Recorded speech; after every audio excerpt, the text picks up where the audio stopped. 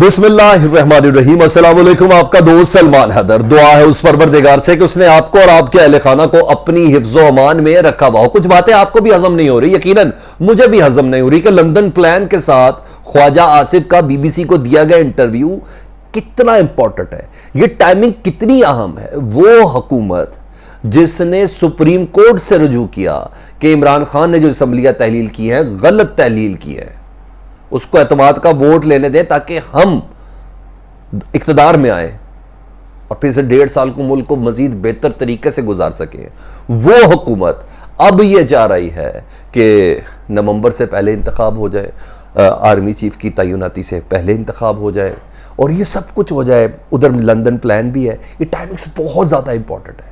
इसके पसे पर्दा क्या चीज़ें चल रही हैं वो मैंने आपको बता रहा। आसिफ जरदारी साहब कह रहे हैं कि मैंने मियां नवाज शरीफ साहब को बहुत समझाने की कोशिश कर रहा हूँ, उनसे मुशावरत के बाद ही आपसे बात करो। इसका मतलब है मियां नवाज शरीफ साहब भी कहीं इंतहाई कदम उठाने की तरफ राग़िब हैं, जिसकी बिना पर आसिफ अली जरदारी उन्हें समझाने की कोशिश कर रहे हैं कि अभी हुकूमत को ख़त्म ना करें, अभी जल्द इलेक्शन अनाउंस ना करें, क्योंकि मियां आसिफ अली जरदारी साहब का जाना कुछ भी नहीं है।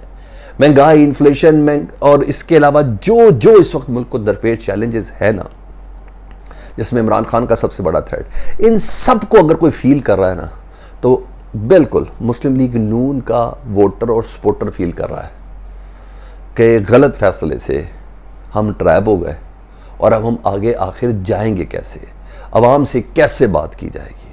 तो जरदारी साहब की तकलीफ बाकायदा तौर पर पता चल रही है कि मियां नवाज शरीफ साहब को फैसला कर चुके हैं, जिसका जरदारी साहब अपने प्रेस कॉन्फ्रेंस में कह रहे हैं कि जी मैं मियां साहब के साथ मुसलसल उनको समझाने की कोशिश कर रहा हूँ। इलेक्शन कमीशन, जी हाँ, वो आपको मैंने बताया, उसके फैसले के बाद पाकिस्तान तहरीक साहब ने जो रद्दमल दिया, रद्दमल कह दिया बल्कि टका के जवाब दे दिया है इलेक्शन कमीशन को जी, बल्कि सुप्रीम जुडिशल काउंसिल जाने का भी फैसला कर लिया। उसकी डिटेल में बतानी है, बाकी तमाम चीज़ें एक के बाद एक आपके सामने रख देते। तो ख्वाजा आसिफ जी सबसे पहले जी वज़ीर दिफा हैं जी, कोई आम आदमी नहीं है। आंखें, बाजू, कान ये कहलाते हैं मुस्लिम लीग नून के।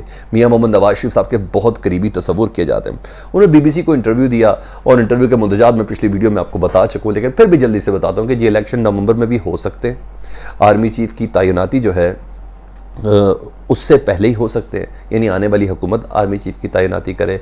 लेकिन मेरी ज़ाती ख्वाहिश ये है कि जिस तरह इदारों के अंदर तैनाती होती है, मुझे पता चले कि 2028 के अंदर मुझे आज ही पता हो कि कौन सा आर्मी चीफ रहने वाला या क्या है। मैंने कहा मेरी ज़ाती ख्वाहिश ये है, लेकिन उन्होंने बता दिया। अब ये टाइमिंग्स इंपॉर्टेंट है। एक तो लंदन प्लान डिसाइड हो रहा है, ठीक है, जिसका कुरान के ऊपर हलफ होगा कि उसकी कोई मिनट्स भी बात शेयर नहीं होंगे। उस मौके पर ख्वाजा आसिफ ने दुनिया के उस इदारे को दिया जिसने सेंसर ही कुछ नहीं करना, BBC। इनका क्या मतलब है, ये डिग आउट अभी हम आपके सामने कर लेते हैं। अच्छा जी, कल तक मुस्लिम लीग नून यानी हुकूमत आर्मी चीफ की तैनाती के हवाले से करती कि हम ही इसकी तैनाती करेंगे। आज ख्वाजा आसिफ क्यों गिव अप कर रहे हैं इस इख्तियार को? इसका मतलब है कहीं ना कहीं कोई मैसेज पहुंचा है हुकूमत को, कोई ना कोई ऐसी बात पहुंची है, कोई पैगाम पहुंचा है हुकूमत को। एक चीज़ बिल्कुल मुख्तलिफ रहा है। इमरान खान साहब ने जब असम्बली तोड़ी थी ना, तो ये तमाम जो इत्तेहादी है ना, ये सुप्रीम कोर्ट चले गए थे और सुप्रीम कोर्ट जाके बाकायदा उन्होंने ज़िद ज़बरदस्ती से, छीनना लफ्ज़ नहीं है, मगर ये हुकूमत उन्होंने ले ली कि हम इस हुकूमत को संभालेंगे। अच्छा, अगर इलेक्शन में ही जाना था तो ये सवाल तो है ना कि गवर्नमेंट फिर असम्बलियाँ क्यों डिज़ोल्व करना चाह रही है, अब इलेक्शन की तरफ इंदिया क्यों दे रही है, इसाक डार की शक्ल में, ख्वाजा मोहम्मद आसिफ की शक्ल में और ये लंदन प्लान की शक्ल में क्यों देना चाह रही है? इसका मतलब है कोई है जो पीछे चल रहा है। या तो आप ये कह लें कि कोई टीजर देने की कोशिश की गई है ख्वाजा आसिफ के इस इंटरव्यू के साथ, या ये कह सकते हैं कि इमरान खान का प्रेशर कम करने के लिए कोई कोशिश की जा रही है, या ये कह सकते हैं कि कोई डेफिनेटली कोई पैगाम भी आ सकता है। पाकिस्तान में पैगाम तो बहुत ज़्यादा चलते हैं। अच्छा, कल मोहसिन बेग की भी मुलाकात हुई है मियां नवाज शरीफ साहब से, और मोहसिन बेग कोई आम आदमी नहीं, मैं खुल के बता देता हूँ। ये इस्टेब्लिशमेंट के मशहूर, जिस हवाले से हो ना हो मैं नहीं कह रहा, ये एक राब्ताकार के नाम से बहुत मशहूर है कि ये इस्टेब्लिशमेंट का और गवर्नमेंट के दरमियान या पर्सनैलिटीज़ के दरमियान एक ब्रिज का काम देते हैं। अचानक से मोहसिन बेग जो एक ज़माने में नवाज शरीफ साहब के ही साथ थे, मुस्लिम लीग नून के सदर भी थे, अमेरिका वगैरह की इस टाइप की कोई चीज़ थी, फिर इमरान खान साहब के बहुत करीब आए, फिर थोड़ी जूता लात हुई तो अंदर भी हुए, तो वो अचानक से लंदन बरामद हुए। तो मोहसिन बेग की ये मुलाकात भी बहुत ही मानी खेज है, बहुत ही मानी खेज है। ये सारे सिनेरियो ज़रा आपने अपने सामने रखना। उसके बाद ख्वाजा आसिफ साहब भी, ज़ाहिर बात है इतने सादे तो नहीं है ना कि ये तमाम मामला जैसे वो कह रहे हैं ऐसे ही हो जाए, क्योंकि मुस्लिम लीग नून सवाल ही पैदा नहीं होता जब तक मियाँ नवाज शरीफ की सज़ा ख़त्म नहीं करवाएगी, इलेक्शन में नहीं जाएगी। जब तक मरियम बीबी के केसेस ख़त्म नहीं करवाएगी, इलेक्शन में नहीं जाएगी। और इत्तेहादी साथ हैं तो जरदारी साहब के जब तक केसेस ख़त्म नहीं होंगे वो इलेक्शन में नहीं जाएंगे। फरियाल टारपुर के इलेक्शन ख़त्म नहीं होंगे, वो केसेस ख़त्म नहीं होंगे, इलेक्शन में नहीं जाएंगे। मकसूद चपड़ासी, ये सारे मामला जो हैं ये जब तक क्लियर नहीं होंगे ये इलेक्शन में नहीं जाएंगे। तो कुछ पक रहा है जिसमें मैं कह रहा हूं बैकडोर मैसेज मिल चुका हुआ है, जिसपे एक कोई छोटी चीज नहीं है। आर्मी चीफ की तैनाती के अलावा कोई मकसद ही नहीं था जी इत्तेहादियों की हुकूमत को संभालने के लिए, जिसकी बिना पर सुप्रीम कोर्ट गए थे, तहरीक अदम एतमाद दोबारा पेश की थी, इमरान खान साहब की हुकूमत खत्म की गई थी, कुछ भी नहीं था इसके अलावा। और आज वही कह रहे हैं कि आर्मी चीफ की तैनाती की भी खैर है। हम सोच रहे कि अगली हुकूमत ही आके कर ले, उससे पहले इलेक्शन कर दें। आप इसको इतना सादा समझ रहे हैं, इतना सादा नहीं है। फुल टाइम मैसेजिंग चल रही है जिसकी बिना पर यह बंद कमरा इजलास नून लीग का लंदन के अंदर हो रहा है, जिसका हलफ शलफ तो मैं आपको पहले इनसाइड बता चुका हूँ कि कुरान पे हलफ रख के बात नहीं है, कोई बात बाहर जाएगी नहीं। अच्छा जी, ये तो चीज़ें हो गई। दूसरा मैंने आपको ये भी बता दिया कि इत्तेहादियों में यानी जरदारी साहब चाह रहे हैं कि अभी ये मियाँ साहब को इंतहाई कदम ना करें। मियाँ साहब जिस पैराग के ऊपर लगे मैंने उनको समझ में आ गई सिर्फ नाकामी चल रही है, किसी चीज को भी नहीं कंट्रोल कर पा रहे। इन्फ्लेशन, तेल, बिजली, किसी चीज को नहीं कर पा रहे, गंदम सब। और ये मैं अपने पास से नहीं, मैं नून लीग के अंदरूनी हलकों की बात कर रहा हूं कि वो ये करे। और जितनी यहां अजियत हो रही है इमरान खान का बयानिया उतना ही टेक ऑफ करता हुआ नजर आ रहा है। और यही सिचुएशन रहेगी अगले 2 से 3 माह, तो इमरान खान साहब का बयानिया बहुत हद तक कामयाब तस्वर किया जाएगा, क्योंकि इनको यह पता चल गया 1.5 साल कम पे हमने जो हुकूमत ख़त्म की है ये हमारे लिए खतरनाक हुई, कैलकुलेशन ख़राब हो गई है।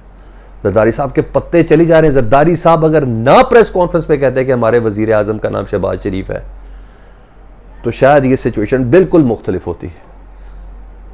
छोटे भाई ने बड़े भाई को बनाया, हर चीज़ उलटी हो गई, जिसके नाम है ये एमरजेंसी इजलास बुलाया गया। अब आ जाऊँ जी इलेक्शन कमीशन की तरफ। जी इलेक्शन कमीशन ने जी मुनर्रिफ अरकान के हवाले से कह दिया कि जी 63 का इतलाक इनके नहीं होता, ना ये नाहल होंगे ना ये डी सीट होंगे, क्योंकि उन्होंने किसी किस्म की कोई फ्लोर क्रॉसिंग की नहीं है। बिल के हवाले से, पार्टी चेयरमैन के हवाले से उन्होंने किसी किस्म की कोई खिलाफ वर्जी की नहीं है।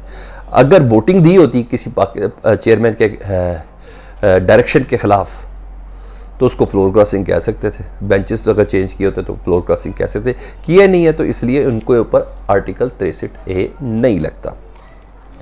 अब होता ये क्या है कि उसके बाद स्पीकर ना रेफरेंस भेजता है जी इलेक्शन कमीशन को। इस बार भी स्पीकर नहीं भेजा था और इलेक्शन कमीशन कोई फैसला करता है, लेकिन असल इम्तिहान, अभी रिएक्शन बताता हूँ, असल इम्तिहान होना है पंजाब का। जी पंजाब में बाकायदा वोटिंग की है मुनर्रिफ अरकान ने, और उसी के ऊपर हमजा शहबाज साहब की हुकूमत खड़ी हुई है। वहां पता चलेगा कि इलेक्शन कमीशन कितना टिल्ट है।